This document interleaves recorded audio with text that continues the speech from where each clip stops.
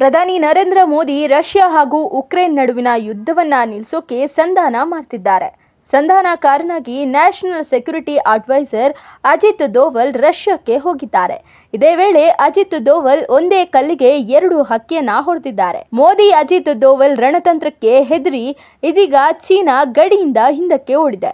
ಭಾರತದ ಗಡಿಯಿಂದ ಚೀನಾ ಹಿಮ್ಮೆಟ್ಟಿತ್ತು ಹೇಗೆ ಅನ್ನೋದನ್ನ ಹೇಳ್ತೀವಿ ಇಂದಿನ ಈ ವಿಡಿಯೋದಲ್ಲಿ. ಅದು 2020 ಜೂನ್ 15. ಭಾರತದ ಇತಿಹಾಸದಲ್ಲೇ ಮರೆಯಲಾಗದ ದುರಂತ ಒಂದು ಅವತ್ತು ನಡೆದು ಹೋಗಿತ್ತು. ಲಡಾಖ್ನ ಲೈನ್ ಆಫ್ ಆಕ್ಚುಯಲ್ ಕಂಟ್ರೋಲ್ ಅಂದ್ರೆ LAC ಬಳಿ ಚೀನಾ ಸೈನಿಕರು ಮಾಡಿದ ರಕ್ತದ ಓಕುಳಿ ಇದು. 2020 ಜೂನ್ 15 ರಾತ್ರಿ ಗಡಿ ಗಲ್ವಾನ್ ಕಣಿವೆಗೆ ನುಗ್ಗಿದ ಚೀನಾ ಸೈನಿಕರು ಭಾರತದ ಗಡಿ ಪಹರೆಗೆ ಇದ್ದ ಬಿಹಾರ್ ರೆಜಿಮೆಂಟ್ನ ಮೇಲೆ ಮುಗಿದು ಬಿದ್ದಿದ್ರು.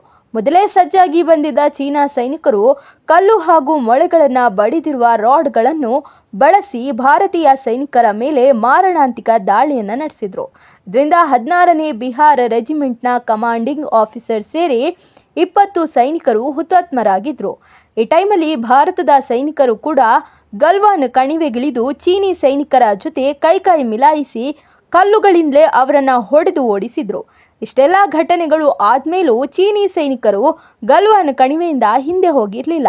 ಸಾಕಷ್ಟು ಬಾರಿ ಭಾರತ ಹಾಗೂ ಚೀನಾ ಅಧಿಕಾರಿಗಳ ನಡುವೆ ಫ್ಲಾಗ್ ಮೀಟಿಂಗ್ ನಡೆದಿತ್ತು. ಗಲ್ವಾನ್ ಕಣಿವೆಯಿಂದ ಚೀನಾ ಸೈನಿಕರು ಹಿಂದೆ ಹೋಗುವಂತೆ ಸೂಚಿಸಿದ್ರೂ ಹೋಗಿರಲಿಲ್ಲ. ಇದಾಗಿ 4 ವರ್ಷ ಕಳೆದು ಹೋಗಿದೆ.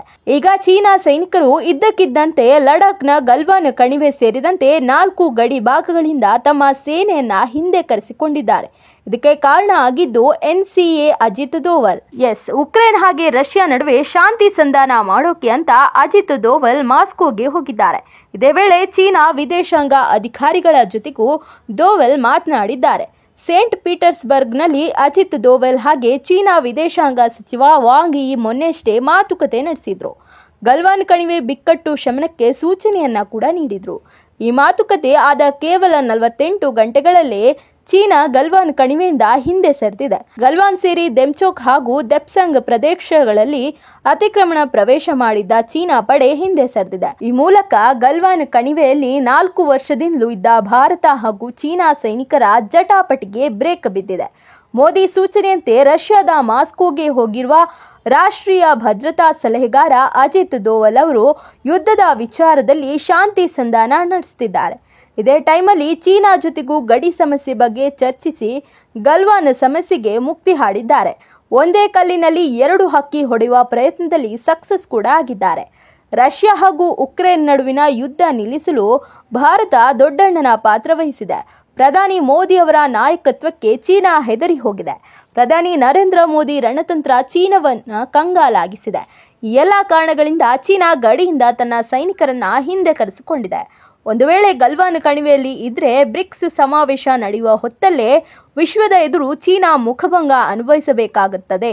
ಭಾರತ ಇದೀಗ ಎಲ್ಲ ರಾಷ್ಟ್ರಗಳ ವಿಶ್ವಾಸ ಗಳಿಸಿದೆ. ರಷ್ಯಾ ಕೂಡ ಮುಂದಿನ ದಿನಗಳಲ್ಲಿ ಭಾರತಕ್ಕೆ ಸಪೋರ್ಟ್ ಮಾಡಲಿದೆ. ಈ ಎಲ್ಲ ಅಂಶಗಳನ್ನ ನೆನಪಿನಲ್ಲಿಟ್ಟುಕೊಂಡು ಚೀನಾ ಕಡೆಗೂ ಬುದ್ಧಿ ಕಲಿತು ಭಾರತದ ಗಡಿ ಒಳಗೆ ನುಗ್ಗಿದ ತನ್ನ ಸೈನಿಕರನ್ನ ಹಿಂದಕ್ಕೆ ಕರೆಸಿಕೊಂಡಿದೆ. ಈ ಮೂಲಕ ಪ್ರಧಾನಿ ನರೇಂದ್ರ ಮೋದಿ ಇನ್ನಷ್ಟು ಬಲಶಾಲಿಯಾಗಿದ್ದಾರೆ.